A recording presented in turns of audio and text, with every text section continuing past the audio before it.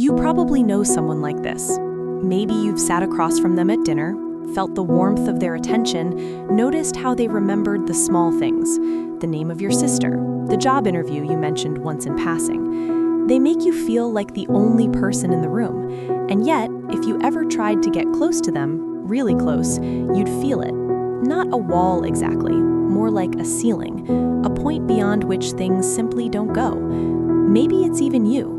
And if it is, the first thing you should know is this. The version of distrust you're living with looks nothing like what most people imagine. The stereotype is the paranoid loner, the cynic who assumes everyone has an agenda. But the psychology underneath chronic distrust, the real thing, the kind that lives in the body, almost never looks like that. It looks like someone extraordinarily good at connection, someone who gives generously, reads rooms with frightening accuracy, and makes sure, very quietly, that no one ever gets close enough to confirm what they already believe. That belief didn't arrive as a choice, it arrived as a conclusion. John Bowlby, the British psychiatrist who spent decades building attachment theory, documented something that still feels radical when you sit with it.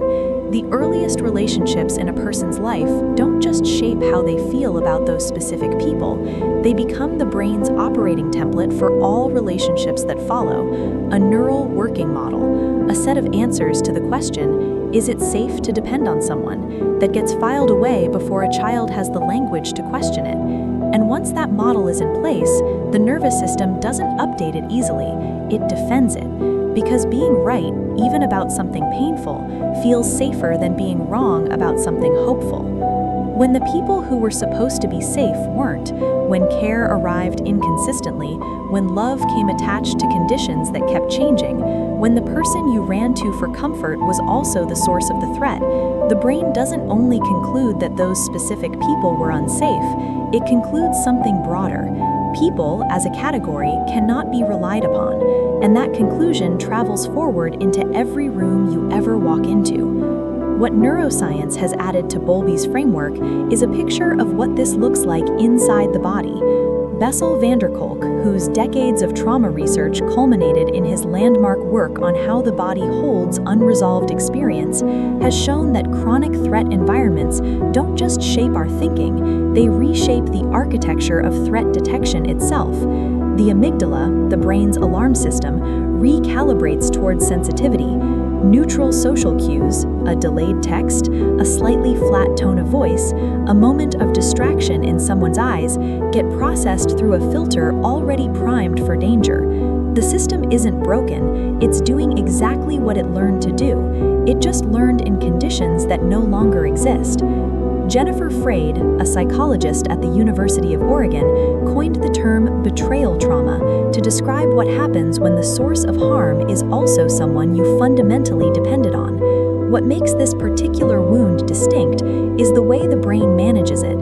In order to preserve the attachment, because cutting off attachment to a caregiver is not something a child can survive, it suppresses awareness of the betrayal itself. You learn to not know what you know. You explain it away, you minimize it, and when you do that long enough, something quietly catastrophic happens. You stop trusting your own perception. The distrust doesn't just point outward anymore, it turns inward. Am I reading this right? Am I too sensitive? Is it possible that I'm the problem?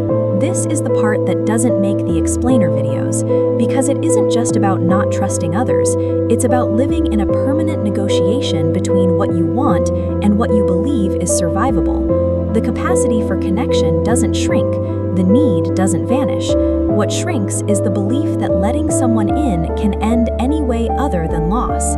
And so the architecture builds. Some people become avoidant, keeping relationships deliberately shallow, getting strange when things start deepening, finding reasons to leave just before someone gets close enough to leave first.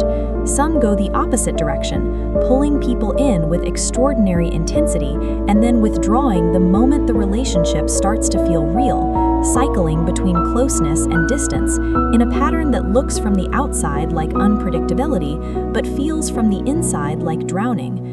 Others stay, physically present in relationships, but emotionally behind glass, watching, monitoring, waiting for the moment that confirms what they already know. The hypervigilance is exhausting, not because the threat is real, but because the scanning never stops. The ripple effects move outward.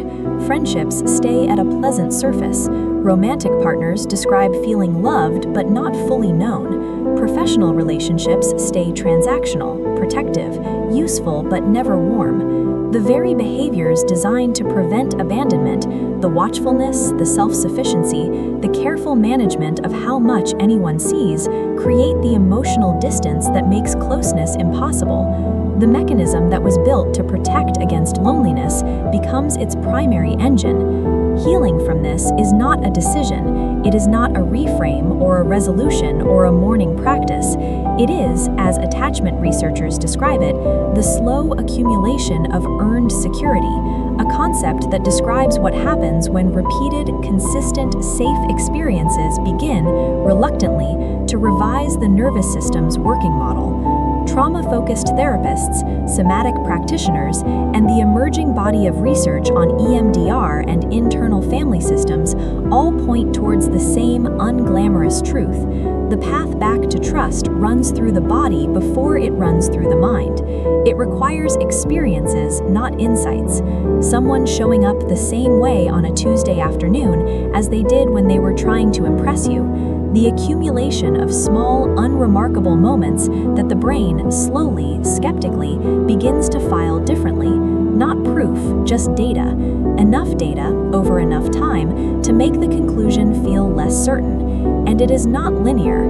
There will be moments of genuine openness followed by sudden withdrawal that feel like regression but are actually the old architecture stress testing the new. That is not failure. That is the process.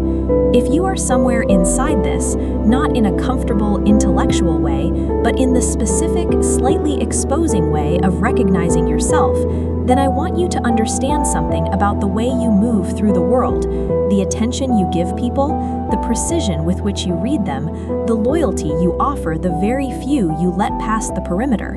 None of that is a workaround. None of that is compensation. That is what love looks like when it has learned to survive in difficult conditions.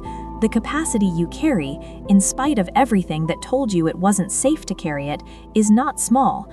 What comes next is the slower, stranger work of figuring out which walls you actually still need. And that work begins not with trusting someone else. It begins with trusting that what you feel is real.